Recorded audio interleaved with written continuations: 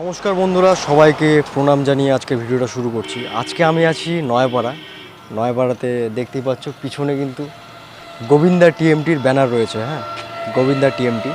প্রথমে বলে রাখি, রড তৈরি করার জন্য যে সমস্ত কাঁচামাল ব্যবহার হয় আমাদের পশ্চিমবঙ্গে তার ব্যবস্থা খুবই অল্প। কারণ পুরুলিয়াতে একটা খনি আছে, সেখান থেকে যে পরিমাণ আকরিক লৌহ বেরোয় সেটা বড় বড় ইস্পাত শিল্পের জন্য যথেষ্ট নয়। সেই জন্য পশ্চিমবঙ্গের বাইরে ঝাড়খণ্ড, উড়িষ্যা, ছত্তিশগড় এই সমস্ত এলাকায় কিন্তু বড় বড় আকরিক খনি আছে, সেখান থেকে রড তৈরির জন্য কাঁচামাল যোগান দেওয়া যথেষ্ট। তাই আমি বলে রাখি, যেহেতু এক জায়গা থেকে অন্য জায়গায় র মেটেরিয়ালস নিয়ে আসার জন্য কিন্তু যথেষ্ট পরিমাণে ক্যারিং খরচা লাগে এবং অন্যান্য খরচা রয়েছে। তাই আমাদের পশ্চিমবঙ্গেও কিন্তু বহুত অন্যান্য কোম্পানি আছে যেগুলো কিনা ভালো বাজারে চলছে। তাই আমি বলবো আজকে গোবিন্দা টিএমটি সম্পর্কে, যেটা আপনার জামশেদপুরের ফ্যাক্টরি। এরা মাইন্স কোম্পানি, এদের নিজস্ব মাইন্সে কিন্তু রড তৈরি করা হয়। আর যে সমস্ত কোম্পানির নিজস্ব মাইন্স আছে, মানে প্রাইমারি প্রডিউসার, তারা কিন্তু কখনো কোয়ালিটি খারাপ করবে না। হ্যাঁ, আর আমি দেখছি, আমি মার্কেটে ভিজিটও করছি, প্রত্যেকটা সাইডে যাচ্ছি, গোবিন্দা টিএমটি দিয়ে কাজ চলছে। এবং সেখানে যে আমি মিস্ত্রি বাবুদের বলছি, দাদা রডটা কেমন, মিস্ত্রি বাবুরা বলছে না রডটা দুর্দান্ত রড। আর যেহেতু এটা জামশেদপুরের প্রোডাক্ট, রডের কোয়ালিটিতে কোনো খামতি নেই। আর এটা শুনে আমারও ভালো লাগছে এবং এটা জনগণের জন্য দারুণ একটা টিএমটি। কারণ এই টিএমটি অন্যান্য রডের তুলনায় কোয়ালিটি যথেষ্ট পরিমাণে ভালো আর সুন্দর প্রাইসও আছে। চলুন আজকে কোথায় কোথায় যাচ্ছি আমি। যেখানে আছেন ওখানেই বসুন, নাহলে ভিডিওটা ভালো করে দেখুন। আজকে আমি আপনাকে এমন একটা দৃশ্য দেখাবো যেটা আপনি গুগল, ChatGPT কোথাও দেখতে পারবেন না। হ্যাঁ বন্ধুরা, পশ্চিমবঙ্গ বলবো না, তবে আমি এইটুকুন মনে করি যে মালদার সবথেকে ব্যস্ততম রেলগেট শামসির রেলগেট। এখানে যাত্রীরা 15 থেকে 20 মিনিট বা তারও অধিক সময় অপেক্ষা করে থাকে যে কখন রেল গেট খুলবে এবং আমরা পারাপার হব। হ্যাঁ, কখনও 15 থেকে 20 মিনিট বেশিও দাঁড়াতে হয়। আর আমার যেহেতু রেল প্রিয়, সেখানে 1 ঘন্টা হলেও আমার কিছু যায় আসে না, কারণ আমি রেল দেখতে ভালোবাসি। একটা তো রেল বাবাজি প্রায় এদিকে গেল, আবার দেখি আরেকটা রেল বাবাজি কিছুক্ষণ পর আবার এদিক যাচ্ছে, তাই বেশিক্ষণ থাকতে হলো। বন্ধুরা, এই হচ্ছে ভাদর ব্রিজ। এই ব্রিজটা কিছুদিন আগেই দেখলাম যে একদম শুকনো, এবং এখনই হঠাৎ করে বৃষ্টিতে বন্যার প্রকোপে কিন্তু ফুলে ফেপে উঠেছে। ওই সাইডে হচ্ছে খেলার মাঠ, আর আমরা এদিকে পিছনে চলে যাব। ওহ, গাড়ি আসছে একটু সাইডে। ওহ, বাচ্চারা আমাকে দেখছে, আমি তো লজ্জা পাচ্ছি। ওকে ওকে, গাড়িগুলো দেখে আমি পার হই একটু। আচ্ছা বাবা, যাও যাও। আস্তে আস্তে পার হচ্ছি আমি।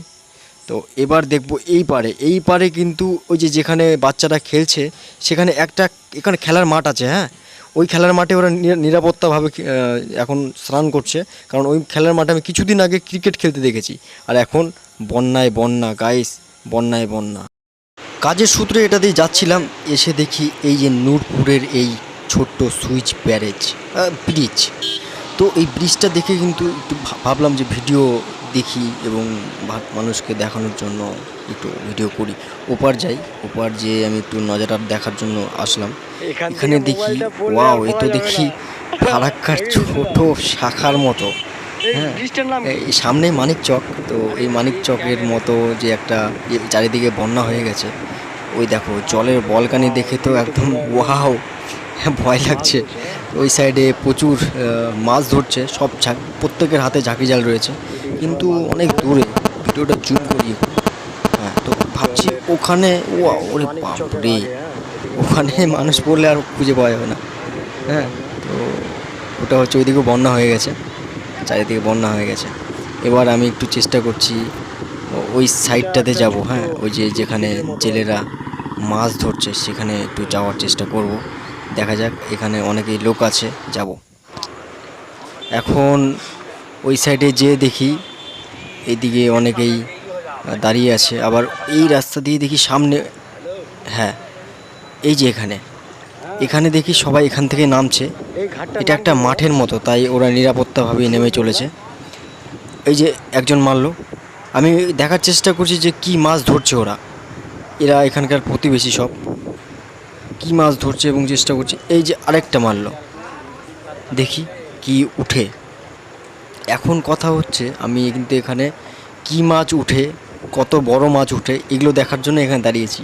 আর এখানকার আবহাওয়াটাও সুন্দর, না মেঘ না রোদ, সুন্দর। এই যে এখন উনি জালটা উঠাবে, কি উঠেছে দেখি দেখি। এই এ কি, কিছুই নাই। अच्छा ठीक है नेक्स्ट। थाम के बैठिए दोस्तों, अब हम देखने जा रहे हैं ये চাচা जो है ঝাঁকি জাল ফেলার জন্য রেডি থাকছে। আমি এখন পুরো ক্যাপচার করার জন্য একটু কাছে আছি, কিন্তু এই কাকা তো একটু দূরে চলে যাচ্ছে। তো কাকা তাক খুঁজছে যে কোথায় মাছটা হতে পারে। সঠিক তাক মেরে উনি ঝাঁকি জালটা ফেলবে, এখনই ফেলবে। রেডি, 1 2 3। হ্যাঁ এই তো দেখি, এবার একটু দেখতে হবে কি উঠছে। এখানে দাঁড়িয়ে দাঁড়িয়ে উপভোগ করলাম যে এই সমস্ত প্রতিবেশীরা, বাসিন্দারা যারা মাছ ধরার জন্য জাল ফেলছে, তাদের কিন্তু জালে একটা মাছও দেখতে পেলাম না, সামান্য একটা পুঁটি মাছও না। তাই কষ্ট হলো, এরা শুধু কষ্ট করেই যাচ্ছে, একটা মাছও পাচ্ছে না, কোনো মাছ নাই। বেরিয়ে পড়লাম চাতর ঘাটের দিকে। হঠাৎ করে দেখি রোদ আবার বৃষ্টি, তাই এক জায়গায় দাঁড়িয়ে থাকলাম। দাঁড়িয়ে দাঁড়িয়ে দেখছি বৃষ্টির ফোঁটাগুলো বেশ জোরেই পড়ছে। এবং মজার জিনিস হচ্ছে, যেখানে বসেছি সেখানে এক ছাগলের বাচ্চা আমার আঙ্গুল দুধ খাবে ওটা মনে করে আমার আঙ্গুলটাকে চাবাচ্ছে। তাই আমিও খুব ভালোবাসি ছাগল ছানাদের, তাই আমিও তার সাথে খেলছি। খুব মজার ব্যাপার। বন্ধুরা, ব্যাক টু গাজল যাচ্ছি আরেকটা সাইট ভিজিট করতে। তাই সন্ধ্যা হচ্ছে প্রায়, আমি দেখাবো আপনাদের আমাদের গাজলের মা পঞ্চমুখী কালী মন্দিরের সেই সান্ধ্যকালীন দৃশ্য। ধৈর্য ধরুন, আসছে মায়ের মন্দির, আপনারা দেখুন এবং আনন্দ উপভোগ করুন।